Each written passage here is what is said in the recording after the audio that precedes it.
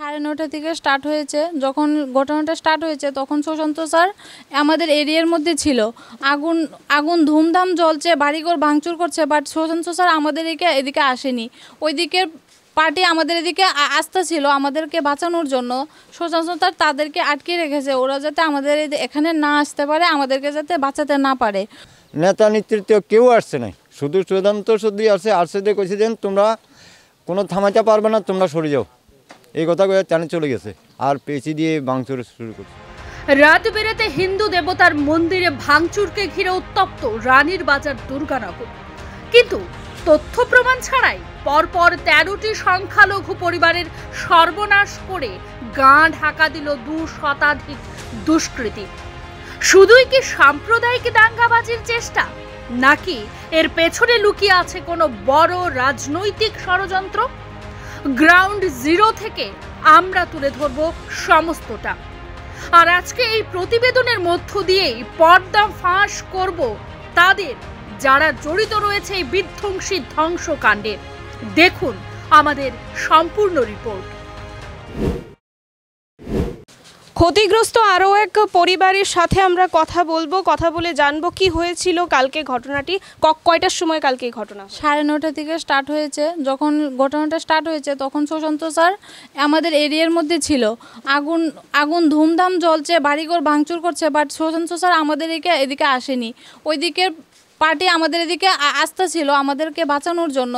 Sushant sir তাদেরকে আটকে রেখেছে, ওরা যাতে আমাদের এখানে না আসতে পারে, আমাদেরকে যাতে বাঁচাতে না পারে। উনি বলেছে যে কিছু হবে না, আমরা আছি, আমরা দেখছি। উনি দেখার মধ্যেই সব কিছু জলে পুড়ে ছাই হয়ে গেছে। 10-12টা বাড়ি একদম কিছু নাই, গরু একটা একদম শেষ, 15টা গাড়ি, কি বলবো, বলার মতো ভাষা নেই। বাচ্চা নিয়ে শুধু বাঁচার প্ল্যান, আর কিছু না। গয়নাগাটি যা আছে এভরিথিং, টাকা পয়সা সব কিছু তারা চুরমার করে নিয়ে গেছে। আমরা তো ঘরে ছিলাম না, এসে দেখি কিচ্ছু নাই, ঘর দুয়ার ভেঙে সব কিছু শেষ। অথচ সুশান্ত স্যার ওইখানে দাঁড়িয়ে আছে, তাই নিয়ে কোনো কিছু করেনি। মানে কালকে ঘটনাটা যখন হচ্ছিল তখন এলাকার যিনি বিধায়ক সুশান্ত চৌধুরী, বিধায়ক পাশাপাশি মন্ত্রী, উনি ঘটনাস্থলে উপস্থিত ছিলেন, সমস্তটা নিজের চোখে দেখেছেন, অথচ প্রতিহত করার চেষ্টা করেননি। এমনকি ওনার বক্তব্য মতে যেই কিছু লোক রক্ষা করার জন্য আসতে চাইছিলেন তখনও তাদেরকে বাধা দিয়েছেন বিধায়ক। এই ঘটনাকে কেন্দ্র করে এটুকু বলা যায় যে এটা শুধুমাত্র ধর্মীয় উস্কানি নয়, এর সাথে রাজনৈতিক কিছু মদতও রয়েছে, এটা কিন্তু একেবারে স্পষ্ট। আরেকটা বিষয় জানতে চাইবো যে কি মনে হয় রাজনৈতিকভাবে কি ঘটনাটা হয়েছে, তোমার কি মতামত? না, এখন তো তা ঠিক বলতে পারি না যে ঘটনাটা কি। ঘটনাটা আমরা এতটুকুই শুনেছি যে একটা মন্দির ভেঙেছে। তো ওদের মন্দির ভাঙ্গার আমাদের মসজিদ ভাঙ্গার সেম, দুটোই পবিত্র জিনিস। তো যদি আমাদের পার্টি ভেঙে থাকে তাহলে তোমরা প্রমাণ সহ প্রুফ সহ নিয়ে আসো, এটা কিছু একটা প্রবলেম সলভ হবে। বাট তারা প্রমাণ নেই, কিছু নেই, তাদের মন্দির ভেঙেছে। আজকে সকাল 10টায় মিটিং ছিল যে ওটা নিয়ে প্রবলেম সলভ হবে, বাট মিটিংয়ের আগে তারা ভাঙচুর করে এভরিথিং সব কিছু নষ্ট করে ফেলেছে।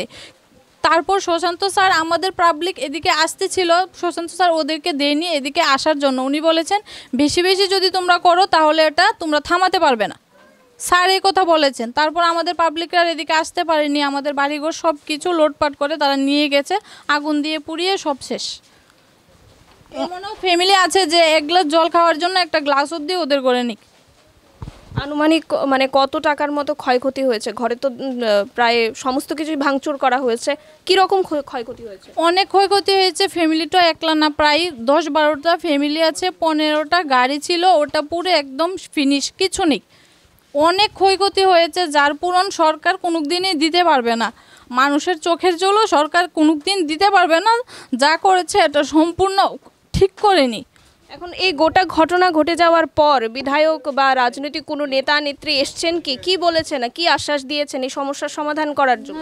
এসেছে, অনেকে এসেছেন, তারা বলেছে হ্যাঁ কিছু হবে না, আমরা আছি তোমাদের পাশে, আমরা দেখবো, এতটুকুই। আর কিছু বলেনি যে যা ক্ষয়ক্ষতি হয়েছে আমরা তোমাদের দেব, পূরণ করব, এরকম বলেছে।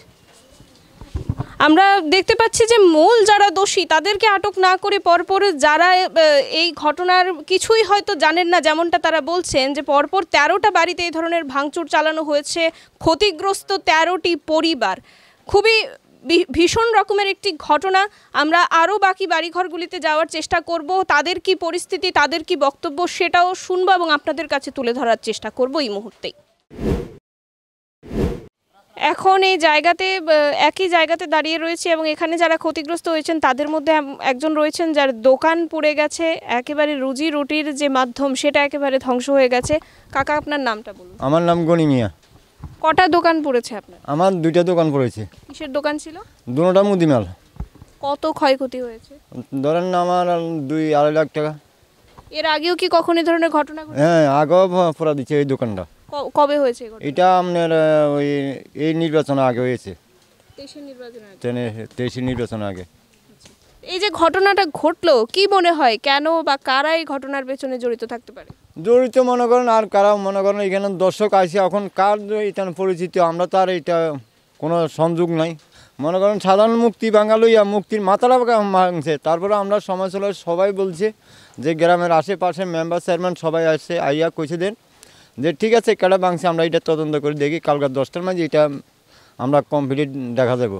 ইয়ার মাঝে রাত্রে 9:30টার দিকে এই হামলা, আমরা দোকান থেকে সরিয়ে যাইতে পারি নাই, আইয়ে ভাঙচুর শুরু করছে, মারধর শুরু করছে। তখন আমরা আর কি দেখুন জান হারাইয়া পলে গেছি।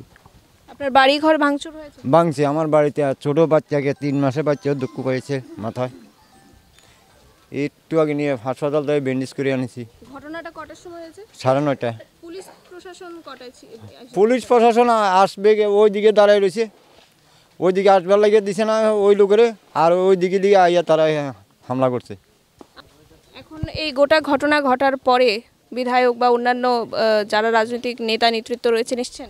নেতা নেতৃত্ব কেউ আসছে নাই, শুধু চূড়ান্ত শুধু আসছে দিয়ে কইছে দেন তোমরা কোনো থামাইতে পারবে না, তোমরা সরে যাও, এই কথা কয়ে টানে চলে গেছে, আর পেঁচি দিয়ে ভাঙচুর শুরু করছে। বিধায়ক বলে গেছেন যে থামাতে পারবেন না, চলে গেছে এই কথা কই। তার আমরা আর কি করবো, আমরা সরে গেছি। দেখেন আমাদের নিচে বাড়িঘর দুয়ারে ভাঙচুর করছে, আমার ছোট নাতি ছেলে ঘরের। এখন আপনারা কি চাইছেন, কি বিচার আশা রাখেন? আমরা তো এখন যদি সরকারে যদি কি বিচারটা করে এটাই দেখি, আর কি করবো, আমরা গরিব মানুষ, আমরা তো খেতে খাওয়া রুজি করি মানুষ, আমরা তো আর কোনো কিছু নেই। যার 2-4 পয়সা টাকা টুকা ছিল ওটাও শেষ পড়া গেছে, বাড়ি থেকে লুটপাট করে নিয়ে গেছে। রানীর বাজার দুর্গানগরের যে ঘটনা, সেই ঘটনাকে কেন্দ্র করে এটুকুই বলতে পারি যে যেই তথ্য, যেই ভিডিও ফুটেজ আপনাদেরকে দেখানো হয়েছে কাল থেকে, বিভিন্ন সংবাদ মাধ্যমে আপনাদের কাছে তুলে ধরা হয়েছে, তার কতটা সত্যি কিংবা কতটা মিথ্যে সেটা আপনারাই বিচার করুন। আমি এটুকু বলতে পারি যে ঘটনাস্থলে এসে বহু চাঞ্চল্যকর নতুন তথ্য কিন্তু আমরাও পেয়েছি এবং সেটা সম্পূর্ণটা আপনাদের কাছে তুলে ধরার চেষ্টা করেছি। এই গোটা ঘটনা নিয়ন্ত্রণ হতে পারত, কিন্তু হয়নি। হয়তো কিছু গাফিলতি রয়েছে, কার রয়েছে, কিভাবে রয়েছে, আরও বিস্তারে আপনাদের কাছে তুলে ধরব। এই মুহূর্ত পর্যন্ত আমাদের প্রত্যেকের নজর রয়েছে রানীর বাজার দুর্গানগরের এই ঘটনার উপর। আগামী দিনে যারা ক্ষতিগ্রস্ত হয়েছেন সেই ক্ষতিগ্রস্তদের যে সমস্যা সেটা সমাধানে রাজ্য সরকার কতটা উদ্যোগ গ্রহণ করেন, প্রশাসন কতটা সহযোগী ভূমিকা পালন করেন সেটাই দেখার বিষয়। এবং অবশ্যই এই ঘটনার যে সূত্রপাত, মন্দিরে কালী মূর্তি ভাঙচুরের ঘটনাকে ঘিরে যে এই গোটা ঘটনার সূত্রপাত, সেই ঘটনা কারা ঘটিয়েছে, সেই প্রকৃত দোষীদের খুঁজে বের করে তাদের শাস্তির ব্যবস্থা কতটুকু করা হয় সেটাও দেখার বিষয়। এই ঘটনা সংক্রান্ত প্রতিটি আপডেট আমরা আপনাদের কাছে তুলে ধরব। চোখ রাখুন খবরে প্রতিবাদে। নমস্কার।